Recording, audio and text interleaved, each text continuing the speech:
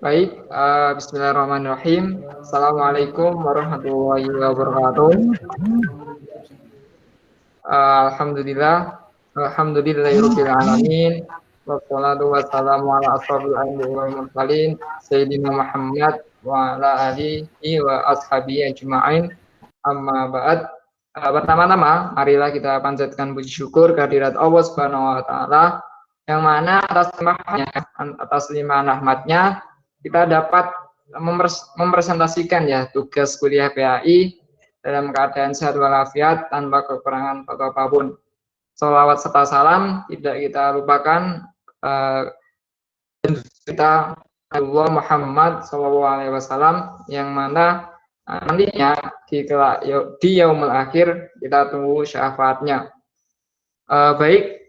Jadi kita nanti akan mempresentasikan tentang kontribusi Islam dalam perkembangan sejarah peradaban dunia. Mungkin bisa di next. Anggota kelompoknya saya sendiri Nur Ismail Herujat, ada juga Pascal Sisen, Rafif Muharram, Wisnu Prasetyo, Sanya Atika, Nabila Aska, Nurmi Azizah, Oki Lusiawati, Salsa Nur Azizah, dan ada Sekar Adi. Next. Adapun tabel of content-nya, nanti kita akan mempresentasikan tentang kontribusi Islam dalam bidang astronomi, dalam bidang matematika, adapun dalam bidang fisika juga, bidang kimia, yang kelima ada bidang ilmu kedokteran, yang keenam ada ilmu bidang filsafat, yang ketujuh kontribusi Islam dalam bidang sastra, yang kedelapan kontribusi Islam dalam bidang geografi dan sejarah, dan yang terakhir kontribusi Islam dalam bidang sosiologi dan ilmu politik. Next. Yang pertama adalah dalam bidang astronomi yang akan disampaikan pesannya. Monggo waktu dan saya persilakan. Baik, terima kasih atas waktunya. Yang pertama ada kontribusi Islam dalam bidang astronomi. Runtuhnya kebudayaan Yunani dan Romawi pada abad pertengahan berakibat pada berpindahnya kiblat kemajuan ilmu astronomi ke bangsa Arab. Astronomi berkembang begitu pesat pada masa keemasan Islam, yaitu pada dalam Islam adalah sebuah ilmu yang sangat penting yang menyangkut aktivitas yang terkait dengan kehidupan duniawi, tetapi juga tentang ketentuan pelaksanaan ibadah, baik itu ibadah wajib maupun sunnah. Misalnya dalam menentukan waktu sholat, sistem penanganan kalender hijriah, hingga arah kiblat. Next.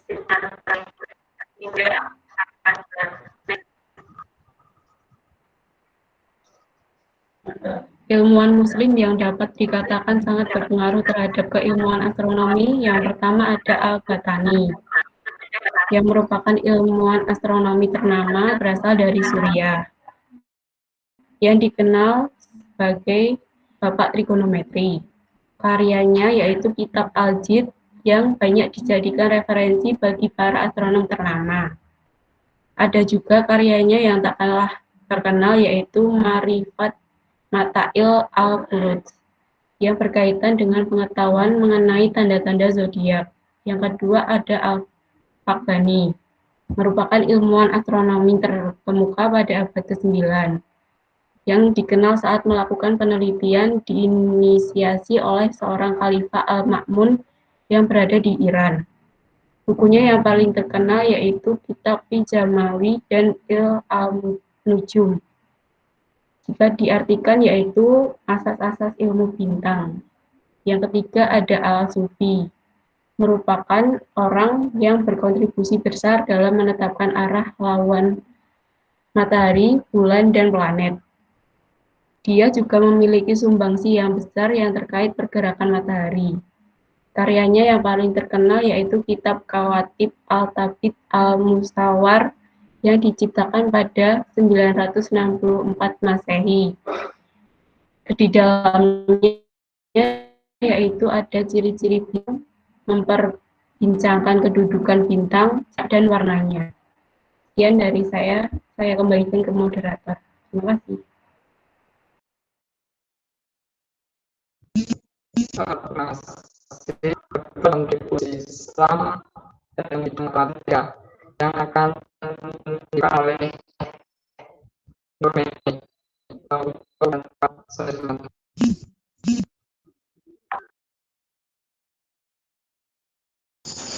Ya, terima kasih atas waktunya. Di sini saya akan menjelaskan mengenai kontribusi Islam dalam bidang matematika.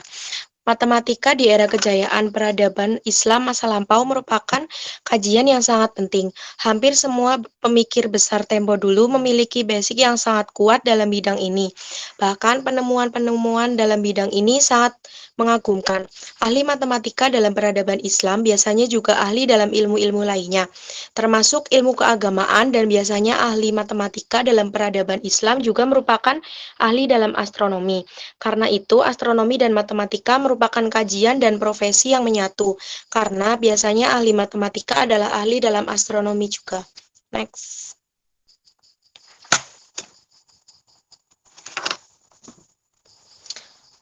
Yang selanjutnya adalah intelektual yang berpengaruh dalam bidang matematika dalam peradaban Islam klasik, antara lain yang pertama ada Al-Khawarizmi. Al-Khawarizmi adalah perintis matematika muslim dan orang yang sangat pantas disebut sebagai Bapak Aljabar modern. Ia berasal dari Khawarizm atau Khifa. Kata Aljabar berasal dari karya Al-Khawarizmi yang bernama Hisab Al-Jabir wal Mukabalah, yang berarti pengutuhan kembali dan perbandingan, atau yang dalam istilah sekarang disebut dengan kalkulasi integral dan persamaan. Salah satu karya Al-Khawarizmi yang terpenting adalah dialah yang menciptakan sistem aljabar. Penemuannya terhadap simbol-simbol bilangan 1 sampai dengan 9 dan angka 0 yang kemudian disebut sistem algoritme mampu memecahkan kesulitan-kesulitan simbolisasi yang masih menggunakan angka Romawi. Kemudian yang kedua ada Abu Wafa al-Bauzajani. Beliau adalah salah seorang ahli matematika muslim terbesar. Beliau dikenal sebagai ahli astronomi dan pengembang trigonometri atau ilmu ukur sudut, dan orang yang pertama yang mengajukan beberapa rumus penting dalam trigonometri. Salah satu rumus yang dikasihkan kepadanya adalah cos C sama dengan cos A kali cos B. Untuk yang ketiga ada Al-Jauhari. Al-Jauhari adalah seorang ahli matematika pada abad ke-9 Masehi, seseorang ahli geometer yang bekerja di Bait al-Hikmah, yaitu suatu lembaga ilmu pengetahuan yang dibangun Khalifah Al-Ma'mun dari dinasti Abbasiyah di Baghdad. Sekian dari saya, terima kasih. Saya kembalikan kepada moderator. Baik, yang ketiga adalah kontribusi Islam dalam bidang fisika. Nah, akan dibawakan oleh saudara Pascal. Terima kasih atas waktu yang diberikan. Ilmuwan muslim yang dapat dikatakan sangat berpengaruh terhadap keilmuan fisika dalam sejarah peradaban Islam antara lain Al-Khawarizmi. Ia lahir di Bukhara dan hidup pada awal pertengahan abad ke-9 Masehi. Dia merupakan cendekiawan Islam yang berpengalaman luas. Dia tidak hanya ahli dalam ilmu matematika saja, tetapi juga di bidang astronomi yang merupakan ilmu yang mengaji tentang bintang-bintang, termasuk kedudukan, pergerakan, dan penafsiran yang berkaitan dengan bintang. Untuk menghitung kedudukan bintang terhadap bumi membutuhkan perhitungan geometri. Kedua, Thabit Ibnu Khura.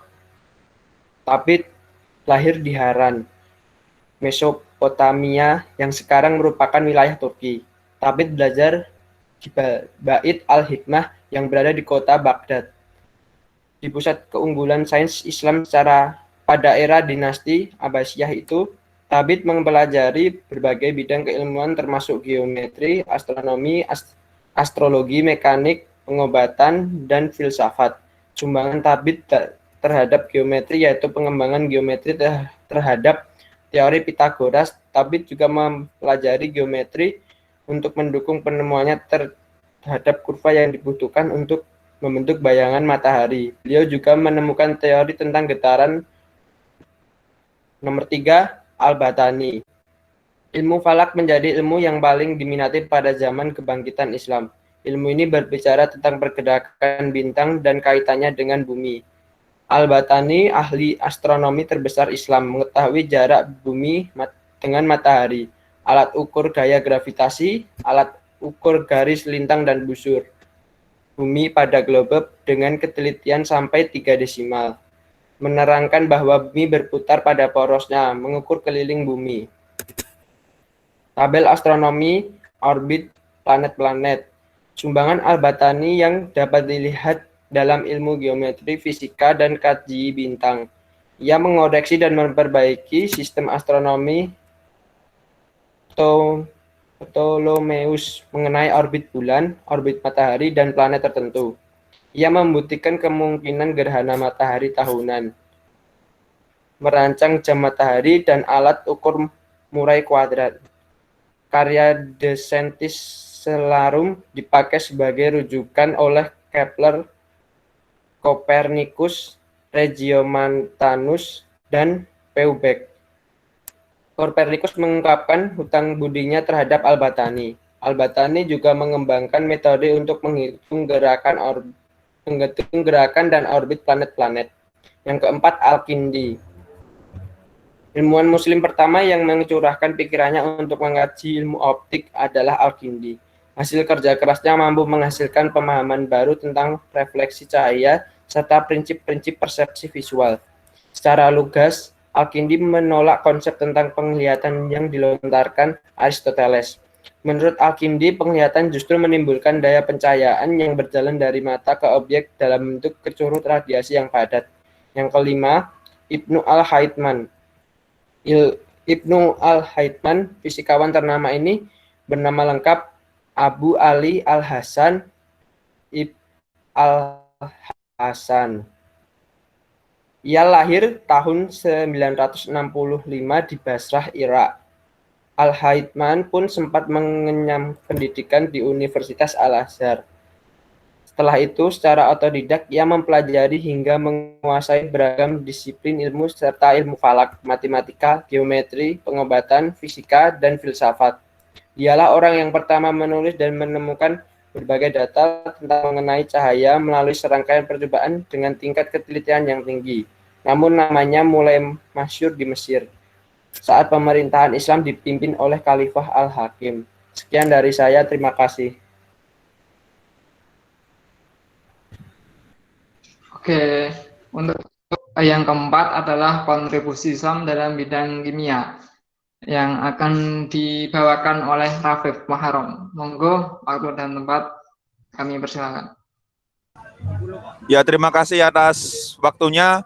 Di sini saya akan menyampaikan tentang ilmuwan Islam yang berkontribusi dalam ilmu kimia. Yang pertama ada Jabir bin Hayyan dan Al-Razi. Yang pertama adalah Jabir bin Hayyan. Beliau ini telah memperkenalkan eksperimen atau percobaan kimia.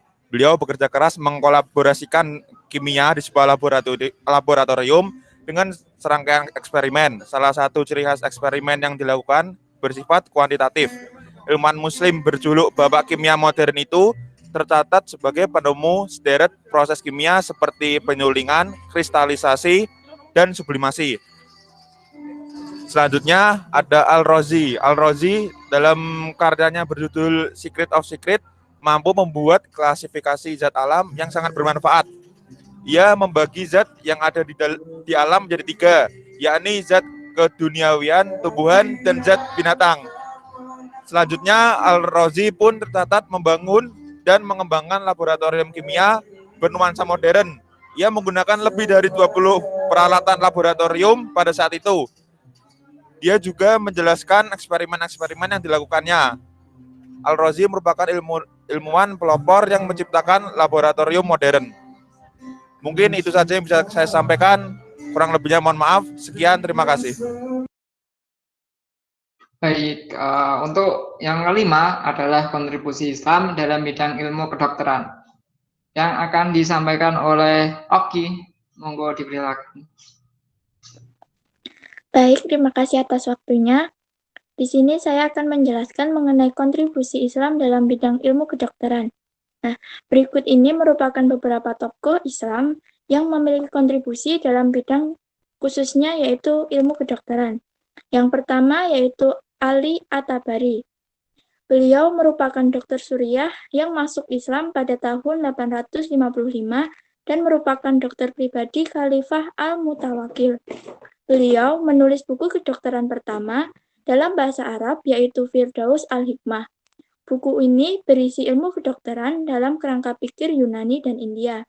Untuk tokoh yang kedua, yaitu Abu Bakar Muhammad bin Zakaria Ar-Razi. Beliau merupakan seorang dokter dan ahli kimia serta filsafat yang telah menulis 200 buku mengenai kedokteran. Di antaranya yaitu Al-Mansuri yang diterjemahkan menjadi Liber Al-Mansuri pada abad ke-15 yang terdiri atas 10 jilid dan Al-Judariwa Al-Hasbah yang berisi mengenai penyakit cacar dan campak. Untuk tokoh yang ketiga yaitu Ibnu Sina. Dokter terbesar dalam sejarah Islam adalah Ibnu Sina yang juga merupakan seorang filsuf. Beliau digelari Medicorum Principal alias Raja Diraja Dokter oleh tradisi kedokteran Eropa klasik. Ibnu Sina menulis banyak buku mengenai kedokteran. Contohnya yaitu Al-Hanun fi Atib atau prinsip-prinsip kedokteran. Ibnu Sina menjadi seorang ahli bedah dan tokoh pertama yang menemukan ilmu tentang parasit dan memiliki kedudukan tinggi dalam dunia kedokteran modern. Untuk tokoh yang keempat yaitu ada Ibnu Rusyid. Ibnu Rusyid dikenal sebagai Averroes di Barat, merupakan perintis ilmu jaringan tubuh atau histologi. Karyanya berjudul Al-Kulliyat fi Atib merupakan kedokteran umum.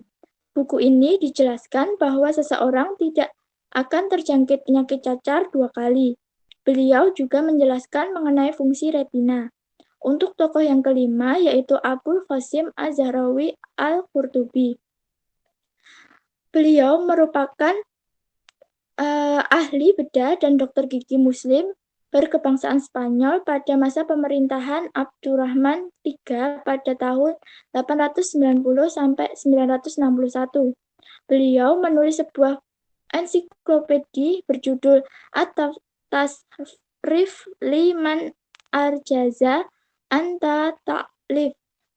Jilid terakhir dari ensiklopedi ini menerangkan dengan jelas diagram 200 macam alat bedah. Untuk tokoh yang terakhir yaitu Uqtu Al-Hufaid bin Zuhur. Beliau merupakan salah satu dokter wanita yang bekerja di Istana Khalifah Al-Mansur di Andalusia. Sekian dari saya, terima kasih. Waktu dan tempat saya kembalikan ke moderator.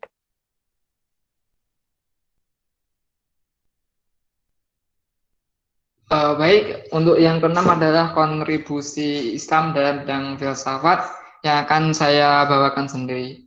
Ilmuwan Muslim yang sangat berpengaruh terhadap keilmuan filsafat dan sejarah peradaban Islam adalah Al-Kindi. Dalam dunia filsafat, Al-Kindi adalah seorang filsuf Arab dan filsuf Muslim pertama. Melalui keilmuan di bidang filsafat, Al-Kindi mampu menghadirkan filsafat Yunani kepada kaum Muslim. Namun, pemikiran asing tersebut diislamkan terlebih dahulu oleh Al-Kindi. Semasa hidupnya, Al-Kindi membantu menerjemahkan dan memperbaiki berbagai teks penting. Karena keahlian ini pula dia diangkat sebagai ahli istana dan menjadi guru dari Ahmad putra Al-Qasim. Melalui Al-Kindi pula, kosakata bahasa Arab banyak berkembang dan menghadirkan berbagai karya hasil filsuf terkenal seperti Ibnu Sina, Al-Farabi, dan lain sebagainya. Yang ketujuh adalah kontribusi Islam dalam bidang sastra yang akan dibawakan oleh Sekar. Monggo waktu dan tempat dipersilakan. Terima kasih atas waktunya. Di sini saya akan menjelaskan mengenai kontribusi Islam dalam bidang sastra. Sastra Arab mulai berkembang sejak abad ke-6 Masehi, yakni ketika masyarakat Arab masih berada dalam peradaban jahiliyah. Sastra Arab memasuki babak baru sejak agama Islam diturunkan di Jazirah Arab yang ajarannya disampaikan melalui Al-Quran. Kitab suci umat Islam itu telah memberi pengaruh yang amat besar dan signifikan terhadap bahasa Arab. Bahkan, Al-Quran tak hanya memberi pengaruh terhadap sastra Arab, namun juga terhadap kebudayaan secara keseluruhan. Salah satu contohnya, bahasa Arab telah menjadi bahasa administrasi dalam pemerintahan Islam di Spanyol. Next.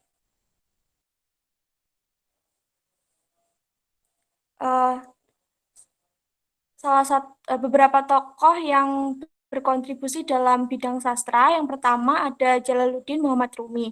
Jalaluddin Muhammad Rumi yang dikenal juga sebagai Rumi merupakan penulis besar yang lahir di Afghanistan pada 30 September 1207. Tidak hanya sebagai penulis, Rumi juga dikenal sebagai penyair dan pemikir yang sangat disegani oleh masyarakat luas. Hasil pemikiran Rumi menganut paham Sufisme yang kemudian menjadikan karya-karyanya mempunyai ciri khas. Salah satunya memiliki bahasa yang halus, namun kaya akan makna dan memberi pencerahan yang memikat. Semua karya tulisnya menjadikan Allah sebagai pusat karyanya dan kemudian menjadi kekuatan tersendiri.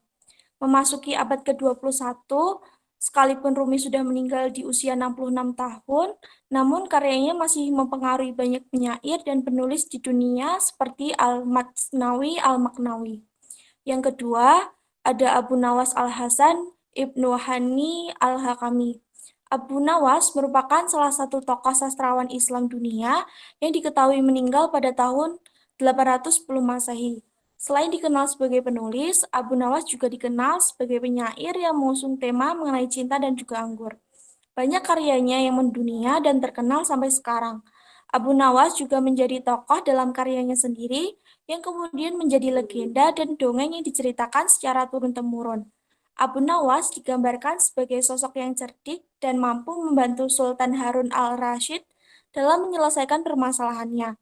Karya emas ini berjudul Kisah 1001 Malam.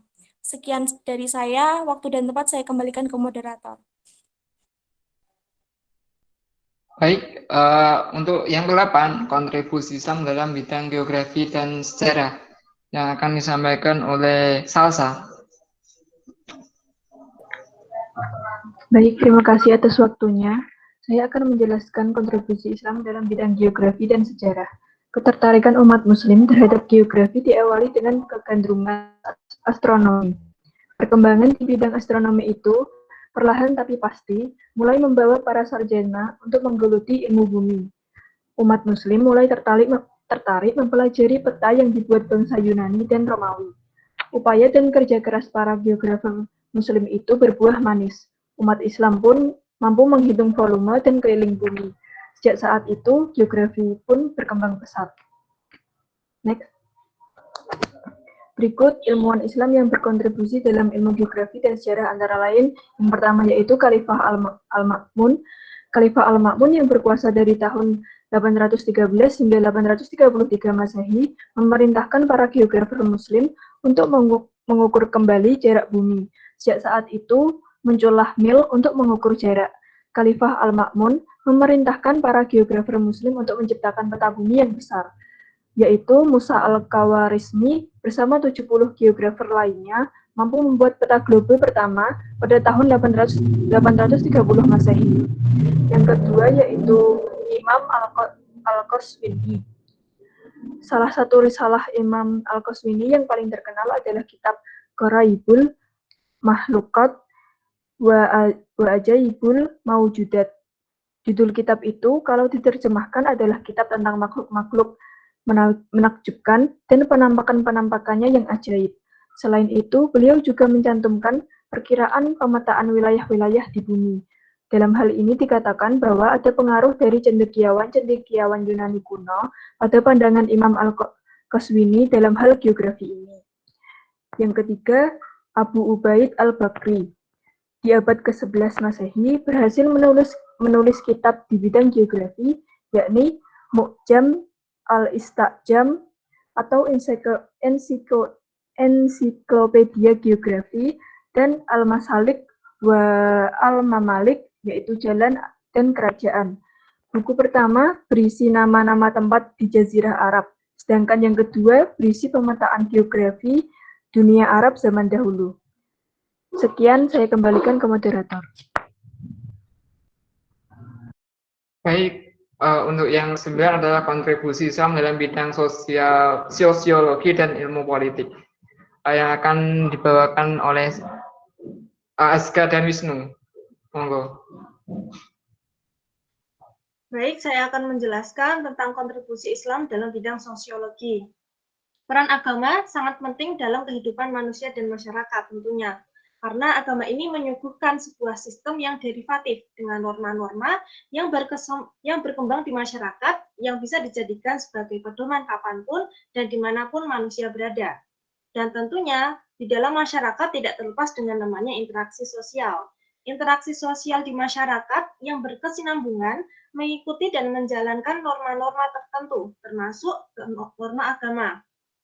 Nah, secara sosiologis, salah satu tugas individu dalam masyarakat adalah bagaimana ia bisa mentaati norma-norma dan bagaimana ia menyesuaikan diri dengan lingkungan masyarakatnya. Next. Yang selanjutnya adalah kontribusi Islam dalam bidang ilmu politik. Sementara itu, ilmu politik, maksud saya politik Islam merupakan penghadapan Islam dengan kekuasaan dan negara yang melahirkan sikap dan perilaku politik, yaitu political behavior, serta budaya politik atau political culture yang berorientasi pada nilai-nilai Islam, sikap dan perilaku, serta budaya politik yang memakai kata sifat Islam. Nah, Islam meletakkan politik sebagai satu cara penjagaan umat Islam atau riayah syu'ab al-ummah. Islam dan politik tidak boleh dipisahkan. Karena apa? Karena Islam tanpa politik akan melahirkan terbelenggunya kaum muslimin yang tidak mempunyai kebebasan dan kemerdekaan melaksanakan syariat Islam. Nah, begitu pula politik tanpa Islam hanya akan melahirkan masyarakat yang mengagungkan kekuasaan, jabatan, bahan, dan duniawi saja, sementara kosong akan aspek moral dan spiritual. Sekian dari saya kembalikan kepada moderator.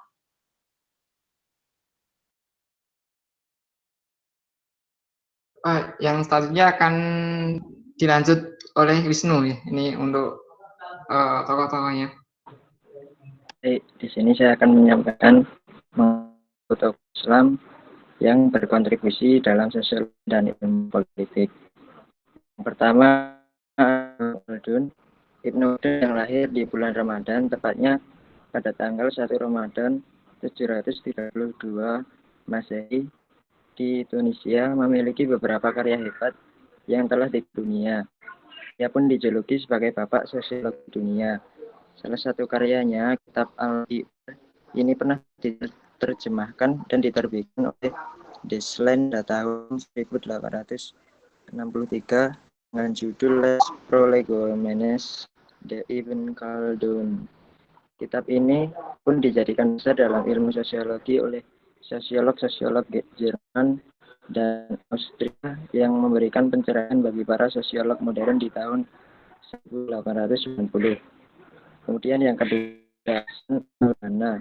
Pemikiran Hasan al-Banna yang berkaitan dengan politik terbagi dalam 3 kelompok pikiran, yaitu reformasi sosial dengan asas akidah, tidak adanya penguasaan agama dan negara, serta penggunaan syariat Islam sebagai undang-undang tertinggi dalam pemerintahan Islam. Dan yang ketiga ada Zainal Abidin Ahmad. Zainal Abidin Ahmad adalah tokoh cendekiawan Muslim dan ahli politik dari Masyumi. Abidin Ahmad menuangkan pemikirannya dengan menulis buku-buku yang berkaitan dengan politik Islam.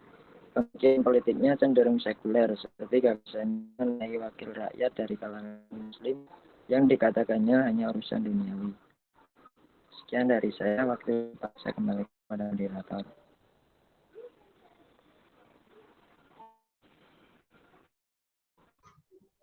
Terima kasih bagi teman-teman tadi yang telah menyampaikan materinya. Baik, cukup sekian dari kelompok kami. Terima kasih. Assalamualaikum warahmatullahi wabarakatuh.